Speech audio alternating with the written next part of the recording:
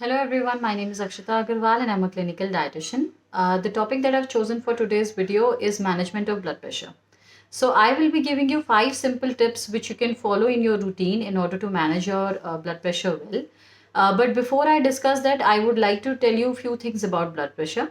So blood pressure is basically the pressure that the blood has to exert on the vessels through which it is traveling, and usually the blood pressure increases because of three major reasons.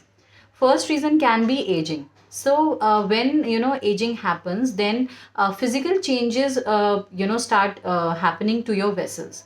So vessels are usually very elastic and therefore the movement of the blood is very easy through them. But when the aging process starts, then the blood vessels start becoming little rigid and less elastic. This leads to increase in the pressure of the blood as the blood has to exert more pressure for the movement. Second reason can be anxiety or stress. Now, people who endure long hours of stress or who are living in a more stressful environment, what happens is that the this hormone known as cortisol, it goes up in their blood levels, and cortisol increases your blood pressure. So it keeps you stimulated, therefore your heart has to work more, the blood needs to flow continuously, and therefore the pressure goes up. So second reason for the blood pressure can also be stress, lack of sleep, or anxiety.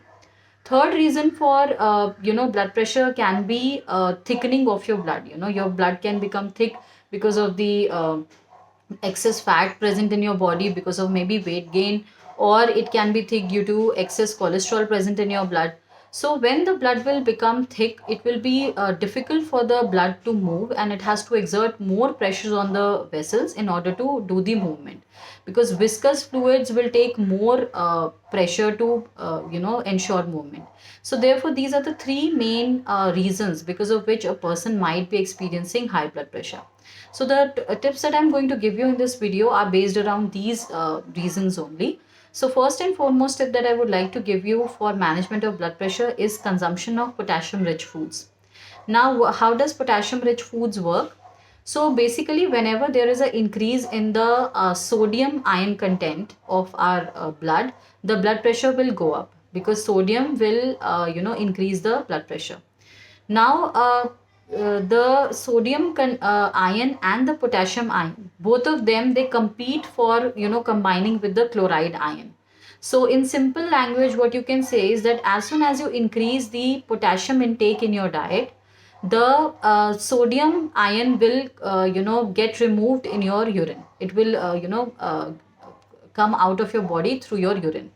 So therefore, as soon as the sodium ion will reduce in your blood, so will your blood pressure. So therefore, consuming potassium rich foods is suggested to people who are experiencing high blood pressure. So some common examples will include coconut water, it includes banana, then tomato is a very good source. Usually all fruits are rich in potassium, but banana is an exceptional source. Then all green leafy vegetables are also very good source of potassium. So these are few foods which you can include if you are suffering from high BP. Second important thing that you need to keep in mind if you are a high BP patient is about exercise. Now, when you are doing weight training, especially when you are doing any exercise which is related to weight training, a lot of blood pressure, there are a lot of changes that happens to your blood pressure because of release of various hormones in your body.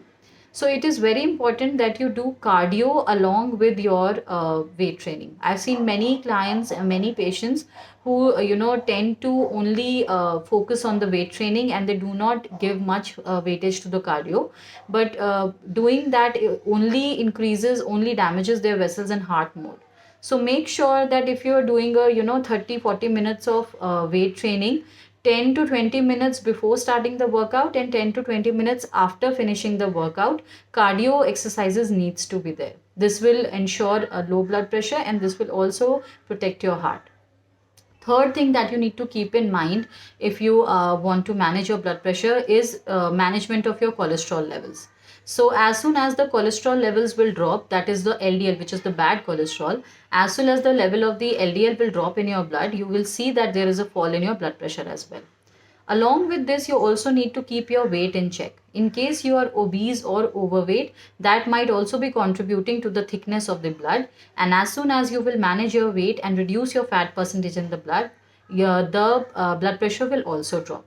So, detailed videos on weight management and cholesterol, I will be providing the link in the description below. Do watch them and incorporate these tips in your, everyday routine in order to manage your blood pressure well.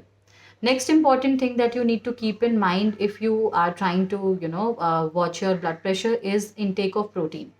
Now, as we all are under this impression that, intake of protein is very good, I would like to, tell you here that protein intake is directly linked to increase in blood pressure. So if you are a high BP patient, do not take a very high protein diet. I would suggest a moderate protein diet so that all the wear and tear that, the protein is needed for, that is taken care of. But it also does not affect your kidney, or does not affect your vessels and your heart. So a moderate protein diet is suggested. Please not try not to exceed about 40 to 50 grams of protein per day. So coming on to the uh, next suggestion for BP management is management of stress and anxiety. So if you are not sleeping enough, if you are not managing your stress levels, better, then anxiety will lead to high blood pressure. So detailed videos on sleep and detailed video on stress management and anxiety, I will be providing the link in the description below. Do watch them, incorporate these foods in your diet, and you will see a good change, in a good drop in your blood pressure. So if all these tips were useful for you, if you found all of them, new, if you found any new information in this video, do share with the friends and family, neighbors, anybody who you think might be in need of, management of blood pressure.